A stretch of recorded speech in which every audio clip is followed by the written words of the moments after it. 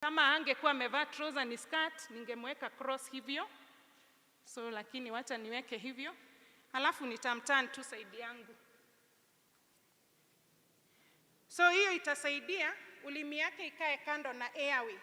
Halafu hii mguu nitaweka hivyo to anchor her body, and then I'll keep continuing to check whether she's breathing or not.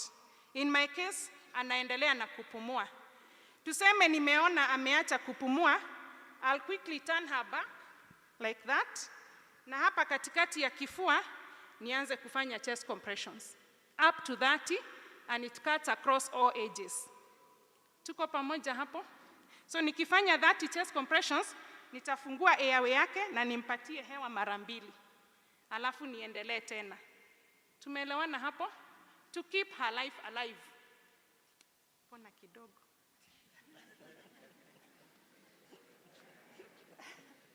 Aya, angekuwa kama yuko expectant, sasa siwezi kumfinya hapa kwa tumbo, ama tuseme yako na kitambi. So what I'm supposed to do, nafinya hapa, nafinya ndani. So up to 5. So nikimpatia moja na iko effective, I don't have to continue with the other 4. In case ame collapse, nitafanya the same way. Tuko pamoja? If she's unconscious lakini anapumua, nitamturn vile nimemturn na side. Anytime umeona mtu ame collapse, don't just say ame faint. Sawa sawa? Mwanzo angalia kama anapumua. Kama anapumua mweke hivyo nimemweka na side. Kama hapumui unafanya chest compressions vile nimedemonstrate kidogo. Tuko pamoja? So that we squeeze the heart in between the cage. Imagine you're holding a sponge yenye iko na maji. Uifinye, inawachilia maji, si ni kweli? So that is the same way unataka kufinya hiyo heart in between the rib cage, ndio hiyo damu iende kwa ubongo, and that way we save a life. Most of the time tunakimbizanga mgonjwa hospitali and we miss it there. Saa zile hapumui. So on the way to the hospital, this person gets into, actually dies, because saa zile heart ili stop, they are in cardiac arrest. Tuko pamoja? So between 4 and 6 minutes, wewe ukiwa a first aider, unaweza save life yake. Lakini ikifika 10 minutes, then there will be irreversible brain damage. So you can imagine hiyo time yote umewaste kutafuta gari, kukimbiza hospitali, and then you're not using an ambulance, utakuta huyo mgonjwa wako amepoteza uhai hivyo. So that is it on a casualty who is an adult. Let me demonstrate how we do it on a child. So this one is best done when someone is seated. Huyu ni mtoto ako na umri wa chini ya mwaka 1, na tumeona anachoka, hawezi lia, hakohoi, amenyamaza tu, na most of the time huwa wanakaa hivi. It's like they are trying to grab air. So saa zile iko complete obstruction. So what we do, hawa huwa wanasaidiwa na gravity. So unashika between the head and the neck, kwa sababu neck yake haijakuwa firm, unamshikilia hapo, and then you lean hivyo, akiwa ameangalia chini. The head is lower than the rest of the body. Unampatia back slaps between the shoulder blades, up to 5. So unampatia moja. If you gave 1 and it was effective, hiyo kitu itoke, you don't have to continue with the other 4. Sawa sawa? Kama umempatia zote 5 and they were not effective, so you turn baby, unamwangalisha hivyo, unaangalia kama kuna kitu iko kwa mdomo na unatoa, and then you give chest thrust. So unafinya hapa katikati ya kifua, in between the nipples, unafinya hivyo up to 5. So in case this baby ameacha kubreathe, you can quickly even hold the baby here na uanze kufanya CPR, Cardiopulmonary resuscitation. Sawa sawa? Never panic. If you feel pity on your child, you are escorting them to their grave, and that is not what we want. Tuko pamoja hapo? In case ameweza kupumua yeye mwenyewe, unamweza kumweka recovery position, akiwa kichwa imeinama than the rest of the body, like this. Toya yote amechoka chini ya umri wa mwaka 1, lazima apelekwe hospitali, at least wasikize the lung sounds, na kama kuna fluids ziliingia kwa lungs. Tuko pamoja hapo? Yes. So unless kuna kitu ya kuuliza, nataka kudemonstrate another quick one yenye nimeambiwa, and that is fainting. So choking is a disorder of airway, and therefore we should treat it with a lot of seriousness. Tuko pamoja hapo? Haya, naomba patient next akuje. Kuna swali? Kuna swali? Tunaenda mbio. Haya, mgonjwa wa pili. So mgonjwa wa pili tumepanga foleni, tunaenda kuvote. Nimekuwa nikiona ana sweat, ana struggle, amesimama kwa muda mrefu na ako tu, naona tu vile ana struggle. And suddenly I see him like he's collapsing, and I'm supporting him to the ground. I'm supporting my patient to the ground.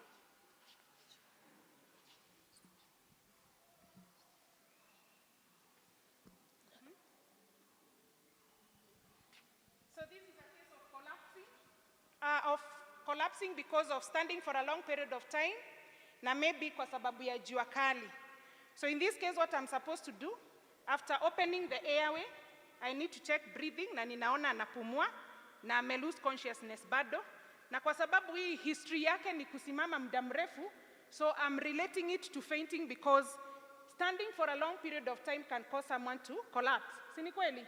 Na kusimama kwa jua kali sana mtu anaweza kucollapse. So this one has a history of that. So kitu nitafanya to enhance more blood flow to the brain, na ndio to promote recovery, nitainua miguu yake, nitatoa viatu zake, assuming nimezitoa, nita loosen belt, na nitainua miguu yake juu, hivyo, and then keep on observing him. Na fainting does not take long. Tunasemanga it is brief loss of consciousness, and then now he'll regain consciousness. So naona ni kama anaanza kuonyesha signs of life. So slowly nitaweka miguu chini na nitakuja nitamuuliza, "Hai, unajisikiaje sahi?"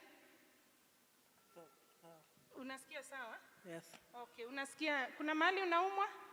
Yes. Umekula kitu leo? Yes. Okay. So ndio apumzike tu, nitamweka tu hiyo recovery position na nitaendelea kumobserve.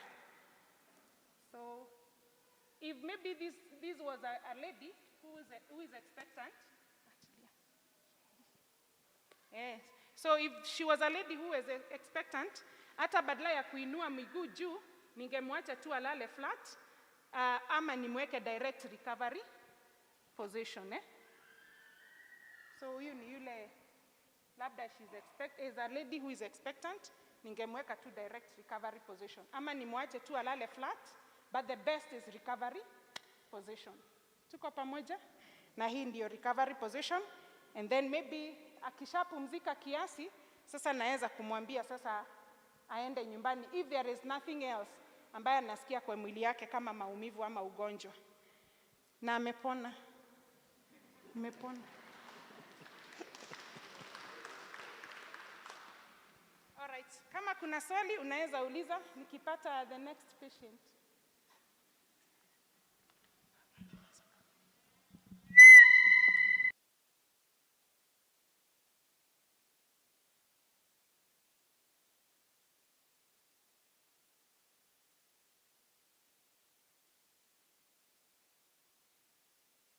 Mpata tu ameshikilia mkono yake hivyo na hii mkono next. So sitamwambia ahangishe mkono yake, kitu nitafanya ni kuchukua kitambaa kama hii. This one is called a triangular bandage. Sitaki mgonjwa wangu collapse. So nitamwacha aketi hapo. So I'm support mkono yake na hii ingine. So mine is just to support the hand with this other one. This one is known as a triangular bandage. Ni one of the items that you'll find in a first aid kit. So inakuanga triangular in shape. This edge that is short inafaa kukuja hapa kwa elbow. Hizi zingine ndio zinasaidia kufunga hapa juu. Hii bandage is not sterile, but you can as well use it when someone is bleeding. As long as you stop the bleeding, vitu zingine zitashughulikiwa hospitali. So juu sitaki kuinua mkono yake aumie zaidi, nitaislide tu chini. Kiasi tu nitakuwekea hivyo. So nimeislide tu chini hivyo, and then niweke hii hapo, na nitamuuliza support, leta hii mkono, support mkono yako. So hii nayo nitaitumia kufunga a safety knot hapa.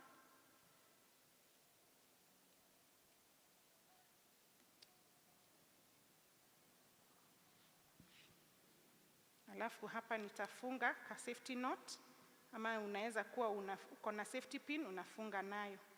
Kwa sababu ni fracture ya mkono, naweza tumia kitambaa ingine kuisupport even further like this.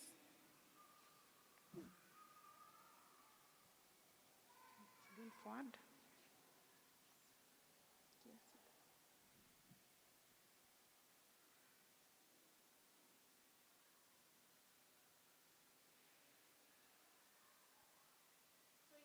Tunasema kama mtu amekuwa na fracture, do not manipulate that hand. Fracture ama dislocation, iwache tu aikae kwa ile position huyo mgonjwa amefeel iko sawa naye.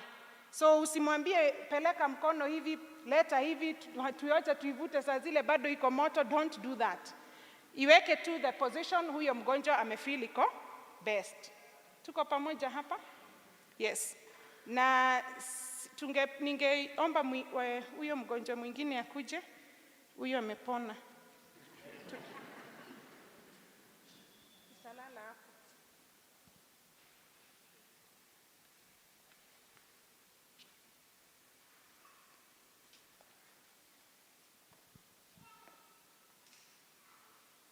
Utalala hivi kama kichwa iko.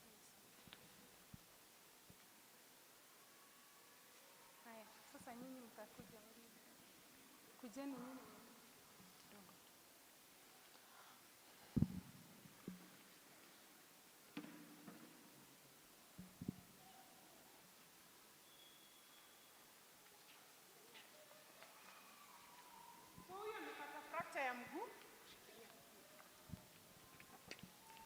So huyo amepata fracture ya mguu. Na sasa tunataka kumfungia. Wewe utashika. Achilia tu nisaidie kutoa hiki kiatu. Usiinue sana, anaweza kuwa ameumia yote miwili. So toa socks. So amepata fracture ya mguu, tunataka kumfunga.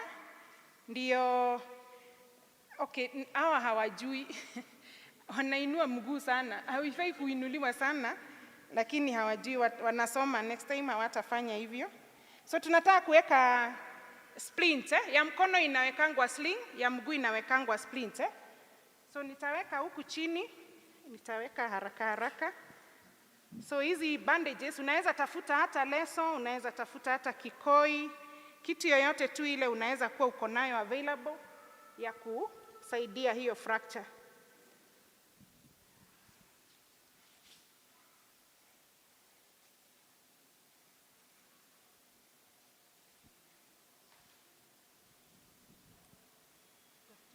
Kama hii pale kwa chini kabisa, kwa hii si wewe umeshikilia hapa kwa hii.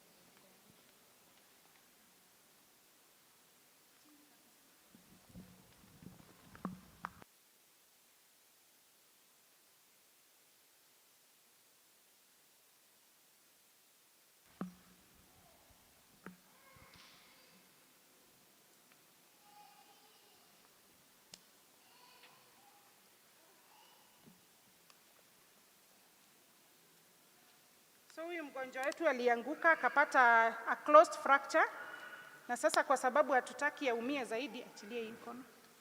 So tunataka kumfunga miguu yote miwili. Hii mguu moja itakuwa ndio ina splint ingine. Inaweza kuwa ni bilateral fracture, that is both legs zime fracture. This one also applies. Unaweza funga vile nafunga. So unafunga the joints. Nimefunga the joint below, na ndio hapa kwa ankle. Nimefunga above the wound, below the wound, na sasa kwa joints zote mbili. Huyu mwenye alikuwa ameshikilia miguu alikuwa anafanya kitu tunaita manual stabilization, ndio huyo mgonjwa asishinde akitingiza mguu kwa sababu ya uchungu.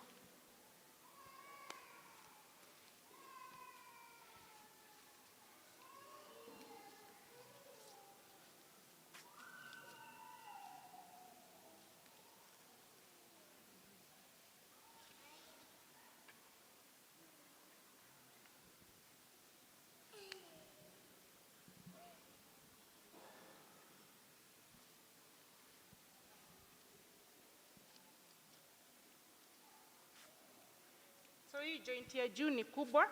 Ingekuwa fracture ilikuwa hapa kwa paja, tungefunga leso moja kubwa hapa. Na ukimpata ako na belt hautoi, kwa sababu pia inaweza kuwa inashikilia, any injury inaweza kuwa hapa kwa pelvis. So tungefunga hii leso kubwa, alafu na hii joint na hii joint. So huyu yake ilikuwa ni hapa kwa miguu, that's why tumefunga hivi. Unaweza ondoka kidogo ndio wale wako huko waone. So this is how tunafanya splinting. Saa zile hauna mbao ama pilo ama kitabu ama kitu yoyote inaweza kukusaidia in this way. So hii tunafanya hivyo to make the legs as one unit. Sawa sawa? Alafu sasa anapelekwa hospitali. So ile ya kubebea mgonjwa mguu moja hivi, ingine inabebwa na mwingine na huku it is not applicable, si mzuri. Sawa sawa?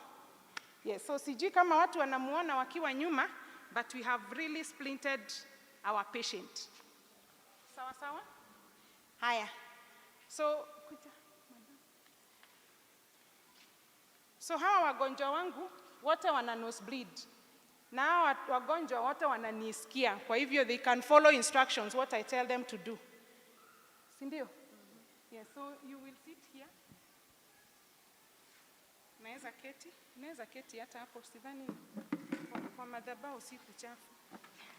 Ukiokota uchafu kwa madhabahu ni baraka pia. You can just sit there. So ninataka you hold the soft part of your nose. Shikilia pua na ufungue mdomo na lean forward. Lean forward, damu kama inatoka itone chini. Yes, shikilia hivyo. Tunagojea about 5 to 10 minutes. Assuming sasa zimefika like 8 minutes, na achilia bado kama umeinama hivyo. Achilia pua. Damu bado haijaisha, shikilia tena pua. Aya, so about 10 minutes now, damu inafaa kuwa imeisha kutoka. And then sasa kutoka hapo kenye ile ilikuwa inafanya nosebleed, tuna manage from there. Kama labda alikuwa na flu, anafaa kwenda hospitali ashughulikiwe hiyo flu. Kama ni labda alikuwa amejichokora pua, anafaa sasa awache hivyo. But that is how we usually do it. Many times watu wameconfuse nosebleeding management by leaning behind. That is not how it's supposed to be. Vile nimewaambia wafanye, that is how it's supposed to be. Tuko pamoja? Nosebleed ikikataa kuisha, usishikilie tena. Chukua kakitambaa, wekelea hapo, and then get to the hospital. Hiyo yenye ni excess inaweza kukua ni kwa sababu labda maybe of extremely high blood pressure can cause someone to have severe nosebleed. Kwa hivyo ukishikilia hiyo pua, a clot can form, and that clot if you find its way to the bloodstream, if it gets to the brain, that is a stroke. Ikifika kwa heart, that's a heart attack. So you don't have to usishikilie pua saa zile imeendelea kunosebleed zaidi ya 10 minutes. In case mtu amepatikana kwa accident na suspect head injury na unaona damu inatoka kwa mapua, na ukiangalia vizuri it has a crown of clear fluid, do not manage nosebleeding. Hiyo inaweza kuwa ni skull fracture, na sasa the cerebrospinal fluid, ile shock absorber ya brain, ina find its way through the nostrils ama the ears. So usishikilie pua like you're managing nosebleed. Tuko pamoja hapo? Yes. I don't know whether kuna swali. Kuna kitambaa watu wanachukuanga na maji baridi. Hiyo ni sawa? Ni sawa kama uko very sure alikuwa ana nosebleed kwa sababu alikuwa amekuwa exposed to jua kali kama vile jua iko hivyo. So hiyo it will be okay that way. So lakini sio very necessary, but if it is available you can. Kwa sababu kuna watu who nosebleed kwa sababu ya baridi pia. Yes. So si vibaya, but you can still use it. Yes. Any question? Kuna swali? Kuna swali?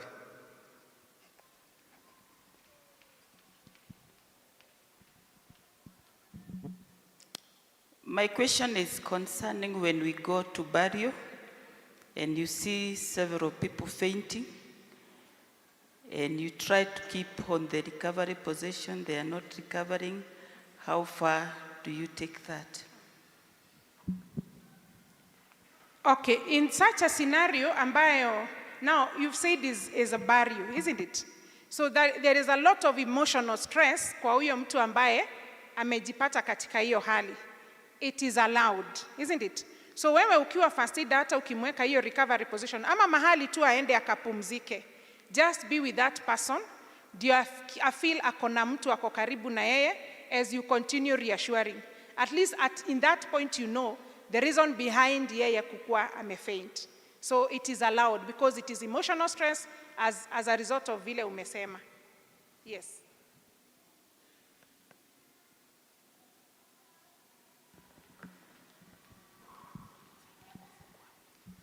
Bwana asifiwe.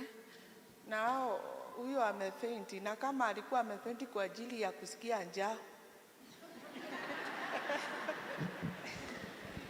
Thank you. Akiwa amehisi njaa, na ndio maana nimesema with fainting there is a history. Sawa sawa? So ya yule ilikuwa ni maneno ya grieving.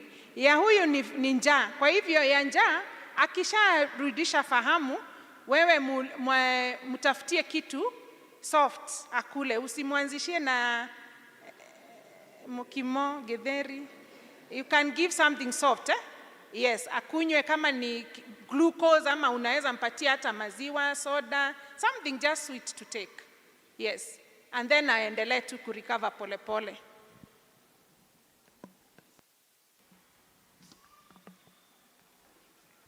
Maswali ni mingi.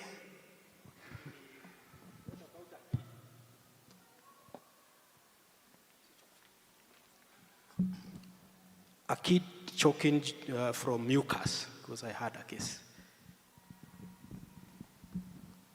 Okay, how old?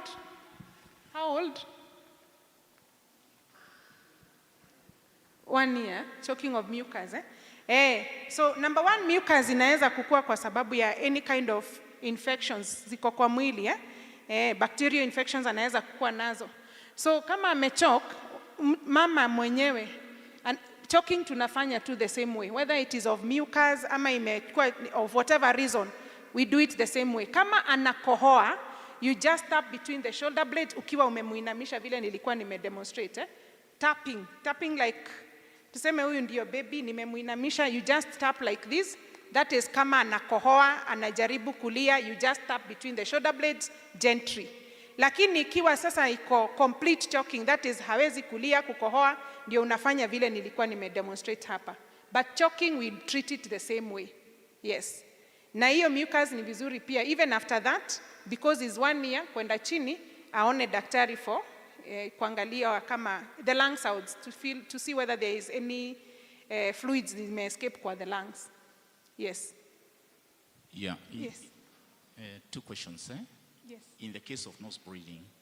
Nosebleed. Yes. You said you can use that cloth, wet cloth. What's the position? Didn't get the position. Where the head, the other one you hold the nose and lean down. But what is the position in the case of when you're using that cloth? Then number 2, you mentioned where somebody might be injured in the skull, and there's that fluid that is coming out. Well, ultimately maybe the treatment is in the hospital, but in the short run, what do you do?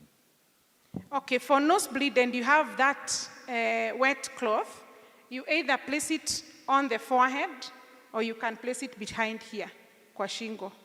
What's the position of the head? Akiwa ameinama hivi. Okay. Yes. Kwa yule ambaye amepata accident na tunaona damu inatokea, any kind, even if there is no blood, when someone has had an accident and it's a greasy accident, tuna suspect head, neck and spine injuries. So hata kufungua airway vile nimefungulia hawa wenye ni wagonjwa wangu hapa is not the right way. Tunafanyanga kitu tunaita jaw thrust maneuver. This lower jaw moves to the, inaweza move either side. So tunataka to thrust the lower jaw to the front, ndio hiyo ulimi itoke from the airway. So I think I can demonstrate that kwa sababu nikielezea haitaeleweka.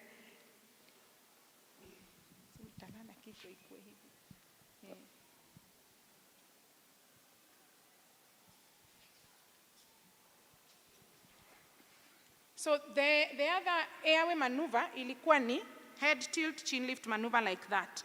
So nikifanya hivi, I'm actually tilting the neck. And you know that is where the spine is passing through from the head. Sindio? From the brain, ikielekea to the rest of the body. So nikifanyia hivyo nitakuwa nimesave life, but maybe send this person to the wheelchair or bedridden. And that is not what we want. Tunataka tu okoe maisha na tumuache arudi back to his feet. So I'll open the airway, thrusting this lower jaw to the front. It's ni uchungu. So like that, So hata yeye amejinua ifai kukua hivyo, ni vile yeye yuko conscious. So unafungua airway like that. At times unaweza pata, anaanza kutapika. Na kwa sababu hatutaki kumtilt, kuja hata wewe. Kneel hapa. Shikilia hapa. Kuja hiyo side. Leta mkono hiyo ingine. Shikilia hapo kwa goti. Kwa goti. Ni. Yes. So because anatapika, tunahitaji kumturn. You'll follow my instructions. We are turning to her right side. 1, 2, go. Turn. So hivyo ndio tunamturn. Hawa bado wako shule wanasoma, hawajatani vizuri. But you get the concept, Kama si kukua hapa kushikilia airway, hebu jiachilie. Hivyo ndio angekaa. Na hivyo ndio sasa tungefunga airway na at the same time tumuumize the spine. Yes. So we use the jaw thrust maneuver. Akishamaliza kutapika nitamsaidia hapa and then we'll turn her back. 1, 2, go. Wao wanafanya haraka but ni sawa. So that is how we do it. So we use the jaw thrust maneuver for someone we are suspecting head, neck and spine injuries. Yes. Sijui kama nimejibu swali yako. Yes. Na kama anatoa damu kwa masikio ama kwa mapua, don't plug in anything in their nose or their ears. Yes.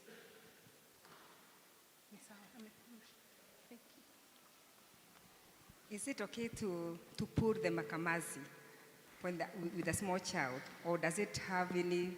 Is it going to cause any damage to the young child? To pull it. With your mouth? Pull it, yes. There is no problem with that. Hiyo ni mzuri. Hiyo it even comes without saying. Ukiona mtoto wako hawezi kutoa makamasi, just use your mouth to blow it out. It is okay. It is allowed. Yes. Kuna first aid ya muscle pull, ya mguu. Muscle pull. First aid ya muscle pull hakunanga. Wewe wacha tu ipull. Wacha tu ipull, imalize story yake, alafu sasa utamassage. Otherwise hata wewe najua ukijaribu kuifanya anything, it becomes even worse. So don't do anything. But kama you frequently unapatanga hizo muscle pulls, zoea kukunywa maji mingi na fruits ambazo zinakuanga na maji. Yeah. But old age haina dawa. Lazima ukikuwa old, the muscles of course do not relax like they are right now. Yes. So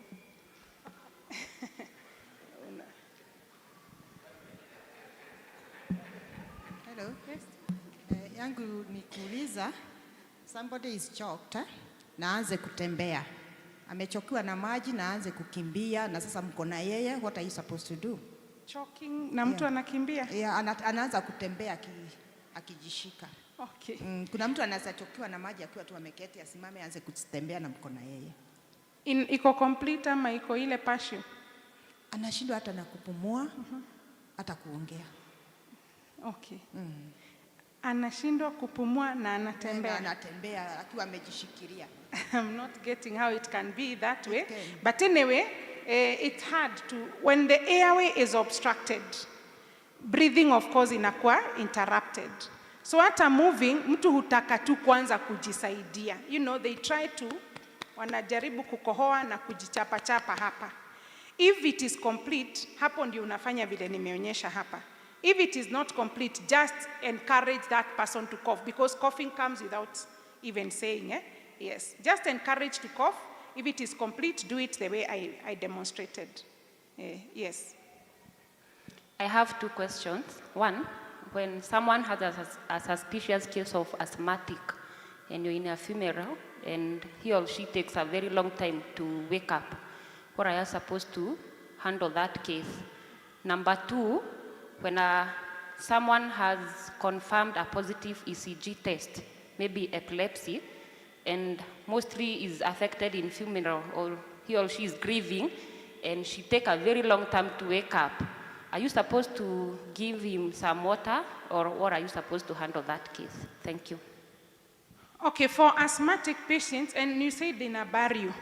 So sometimes, I don't want to say it is not asthmatic, but sometimes kama ni in a scenario kama hiyo ya burial, it also inaweza kuwa ni vitu zingine, not actually asthmatic. But any person with difficulties in breathing, because with asthmatic comes with difficulties in breathing, and they are not able to breathe, or they have difficulties in breathing, they are wheezing while breathing out, they are having dry coughs. Difficulties in breathing is one thing that ukiona mtu anashindwa kupumua, mpeleke mahali out of the environment where they are in. Probably that is where the trigger of their asthma is. Mtoe hapo, peleke in an aerated environment, and let that person sit. Hata kama haujui hii ni asthma ama ni gani, bora huyu mtu ameshindwa kupumua ama anakuwa na difficulties in breathing, mweke in an aerated place, aketi.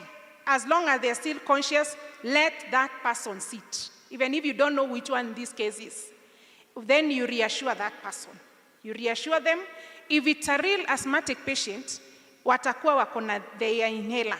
So unaweza mpatia hiyo inhaler. They know how to take their own medication.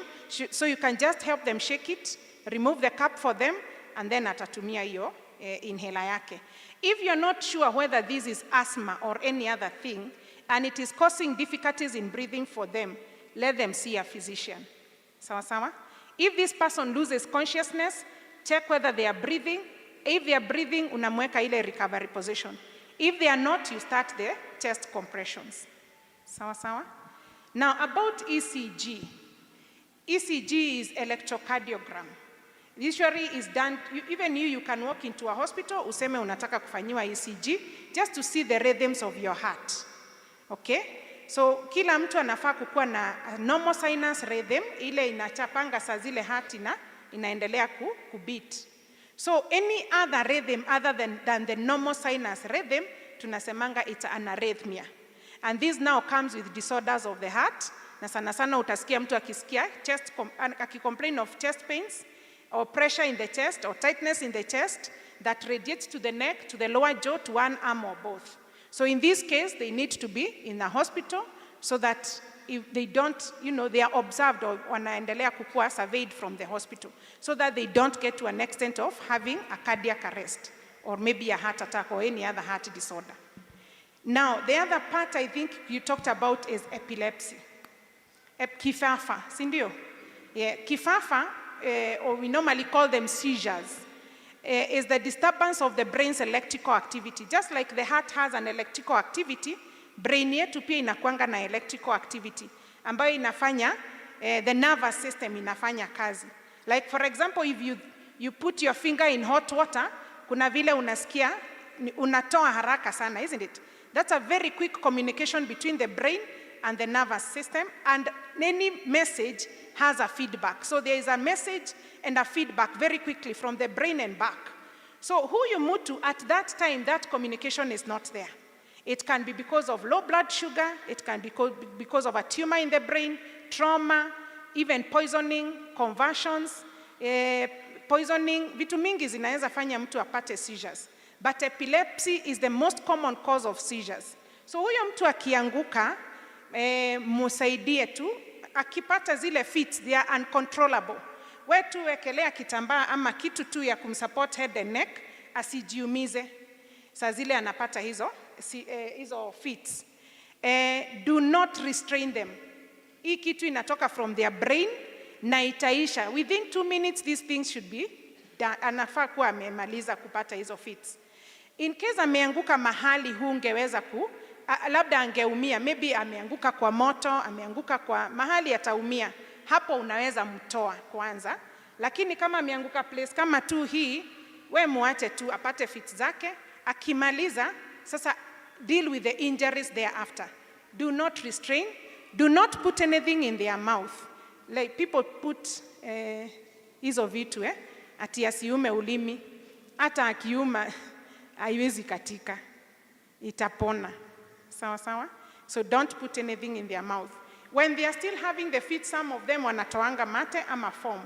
Unaweza turn kichwa to one side, ndio isimchoke saa zile amekaa hivyo, and then it obstruct airway. So place something here, and turn the head to one side, and then let them be. If it is the first time amepata hizo fits, hajawahi pata tena, peleka yeye hospitali. Kumbuka vile tumesema inatoka from the brain. If amepata saa zile tu amemaliza, ingine ndio hiyo imeanzia, take that person to the hospital.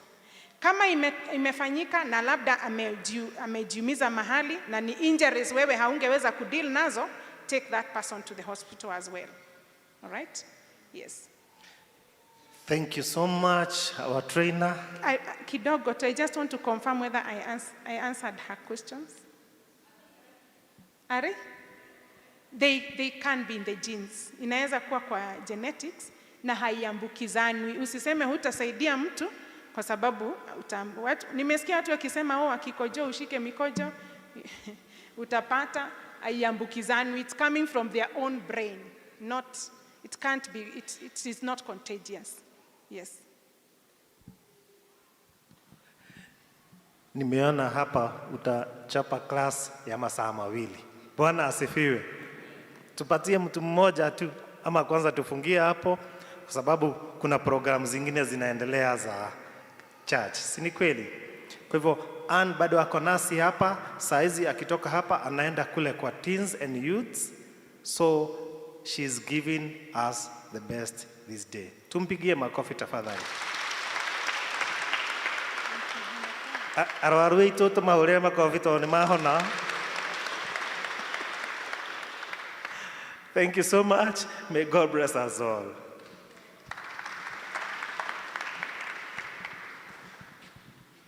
So I will call upon our health team ili tufanye presentation moja tu together tushoke tuthi na mbere. Andũ othe health group reps, nĩtuoya mahinda manyu mũno, nĩtwathoma kĩndũ rĩu hĩndĩ ĩngĩ tũngĩkanetwo rekei tũke tũthome, tondũ nĩma maũndũ macio me thĩinĩ witũ na me mĩciĩ-inĩ itũ, na hĩndĩ ĩrĩa twagĩa na accident tuonaga mũndũ aguthũkĩra kũhuria kũgũrũ tuga cause more harm. Ũngĩguthũkĩra mũndũ mũgũthe spine wage kũmũarrest wega, ucio ni ũgwati, wahota kũmũtũma ka wheelchair-inĩ na ti wega. Mungu atubariki.